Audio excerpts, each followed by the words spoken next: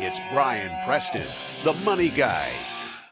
Hey, you know what? This is the type of question we never answer. We answer it sometimes, but this is a good one to get us kicked off. This is from Christopher, and he says, hey, as a starting out financial advisor, what is your advice? I know normally we talk about like consumers and personal finance, but if I'm someone who's in the industry or thinking about getting into the industry, or I want to do this for a living, what's your advice? I'll go ahead and start. You need to put in the time to become an expert. I think one of the biggest flaws in our field is that there are a lot of companies and a lot of firms where all you have to do is go sit in a classroom for like 4 hours, take an online test, and boom, you can call yourself a financial advisor. That by itself may not qualify you to help start telling people how to manage their money, how to manage their finances. I remember when I was coming out of school, I would go interview these companies like, hey, do you have like a list of like 50 friends that we could call or 50 family members we could call and try to talk to about financial products? And I was like, yeah, I could probably come up with that, but I don't know if I'm doing great work for those folks. So the biggest piece of advice I could tell someone who's just starting out is take your time to become an expert. Put in that 10,000 hours to make sure you really know what you're doing before you try to start cutting your teeth on other people's money.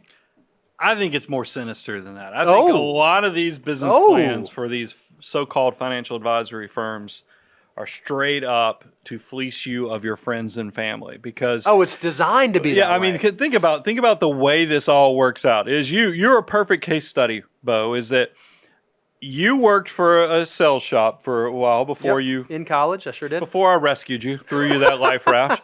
And they made you burn through all of your friends and family, community members that maybe had a smile on their face when they thought of Bo Hansen. Yep.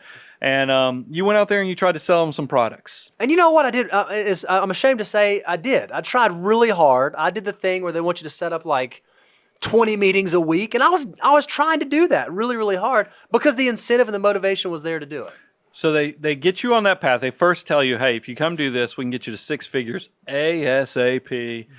Just give us your friends and families. They know you're going to wash out, if 6 months, 9 months. If you make it a year, God bless you, you're hanging in there longer than most. But then they know that they're going to move this process right along, but they're going to keep the residual of your clients, of your friends that you've turned in and your family that you turned into clients.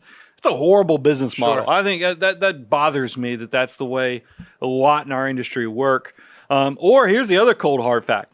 They're going to not focus on turning you into an expert. They're going to tell you either start cold calling or go knock on doors. I mean, look, in my neighborhood, there is a local retailer that y'all would know the name of the financial shop that they knock on doors. And I've actually talked to them because I'm like, oh my goodness, I feel sorry for you. If you're having to knock on doors, that has got to be the worst way to build your experience. Because are you really building experience by knocking on doors trying to sell products? I will tell you, you're building a lot of life skills, but you're not becoming a better financial advisor. Because the way you're going to become a better financial advisor is to go work in a place just like a CPA firms. Do CPA firms make first-year CPA candidates go out there and get business? No. Heck no. They want you to become the best version of yourself, the best CPA you can possibly be. It should work that way in financial planning because, by the way, there is a lot of technicality to doing this well. And I think, unfortunately, the lion's share of our industry are sales folks. And a lot of you guys, when we interview you, because we are constantly growing, we're constantly picking up people that have 2 to 5 years of experience, they'll tell us, hey, one day I couldn't do it anymore. I just got tired of selling products. I knew I wasn't doing the best by for my clients, and I wasn't really acting as a fiduciary. So I have to do this differently. And that's where you come to us. So do exactly what Bo said. Get the 10,000 hours. That's 5 years, 4 to 5 years of working hard, becoming a beast of the financial planning skills that you need to be successful. The sales works itself out because guess what? I am the world's worst salesman, yet we have a gazillion clients coming in because I think you guys can tell we love our clients. We love on our clients. We nerd out with our clients. We prioritize making sure we maximize every dollar that comes through the pipe. That's how the abundance cycle works, is that even though I had the worst skills of a salesman, because if you told me to go cold call somebody, it would be horrible, but yet somehow we are successful because I think you can see that we actually train people. We actually turn you into beasts of the financial planning industry, and you guys are the beneficiaries of that. So if you're somebody who's in the industry, go focus on that. And maybe if you got a few years of experience, reach out to us. We are always trying to grow the Money Guy team, the Abound team.